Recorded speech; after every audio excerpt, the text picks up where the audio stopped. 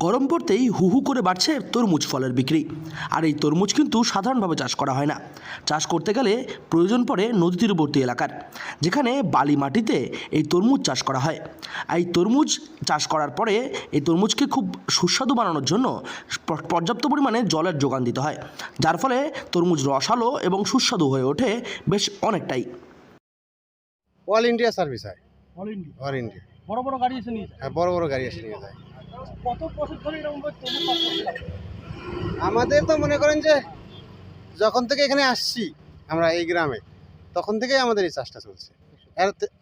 আমাদের আগে যারা আসছে তারাও এই চাষটা করতো, তবে সর্বপ্রথমে করতো এখানে যে প্রথমে আমাদের বিহার থেকে যে আসতো কিছু লোক, এখানে এসে যে বাসিন্দারা এখন হয়ে গেছে, ওরাই আমাদেরকে এই আবারটা শিখেছে। জেলা কোচবিহারের বহু চাষিরা এই তরমুজ চাষ করে থাকেন গরমের সময়। তবে বেশিরভাগ তরমুজই কিন্তু বাজারে বিক্রি এবং রপ্তানি করার জন্য চাষ করা হয়ে থাকে।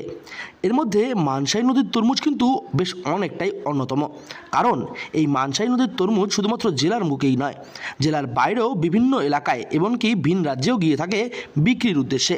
কারণ এই তরমুজ অন্যান্য সকল তরমুজের চাইতে বেশ অনেকটাই সুস্বাদু ও রসালো হয়ে থাকে। এই তরমুজ কোথায় কোথায় যায় বাইরে? অনেক দূর দূর যায়। তাও? যায় শিলিগুড়ি যায়, তার আসাম যায়, গুয়াহাটি যায়, বিহার ফিহার সব? হ্যাঁ বিহারেও যায়। কিরকম দামে বিক্রি হয় এগুলো? এলে এই যে কিলো হিসাবে বিক্রি হয়, কিলো হিসেবে? হ্যাঁ 20 টাকা কিলো। আর পাইকারি? পাইকারি তো 20 টাকা কিলো যায়। হ্যাঁ, আর বাইরে যেগুলো যাচ্ছে সেগুলো কিরকম দাম? ওইটা দাম তো হইলো ওই দিকে যায় কত করে যায়, গাড়ি হিসাবে যায়? হ্যাঁ গাড়ি হিসাবে যায়। কবে থেকে এরকম ভাবে চাষ করছেন আপনারা? 34 মাস থেকে। মূলত বাংলার চৈত্র মাসের শেষ সময় থেকেই এই চাষে মগ্ন হয়ে পড়েন এই চাষিরা। তারপর বৈশাখের শেষ পর্যন্ত চলে এই চাষের পালা। ততদিন পর্যন্ত ক্রমাগতই বিক্রি বাড়তে থাকে এই তরমুজের। বহু মানুষ এই তরমুজ কিনতে ভিড় জমান দোকানগুলির সামনে। তবে মানসাই নদীর মানসাই ব্রিজের সামনে থেকেই এই তরমুজগুলিকে বিক্রির উদ্দেশ্যে পাঠানো হয় বাইরের জেলাগুলিতে, যেখানে বড় বড় গাড়ি এসে এই তরমুজগুলিকে নিয়ে যান এই সমস্ত বিক্রেতাদের কাছ থেকে। তরমুজ খাচ্ছেন, মানসাই নদীর তরমুজ। হ্যাঁ, এই তরমুজের কি টেস্ট অন্য তরমুজের থেকে বেশি ভালো? না এটা তো ন্যাচারাল একদম ভালো, যে কি মেডিসিন কোনো দেওয়া নেই মনে হয়। এই যে আমরা খাচ্ছি এটা খুব ভালো লাগতেছে খাইতে। আর গরমের সময় অন্যান্য তরমুজ তো বিক্রি হয় বাজারে, তবে ওর থেকে এর মানে পার্থক্যটা কিরকম রয়েছে? ওর থেকে অনেক ভালো পার্থক্য এটা।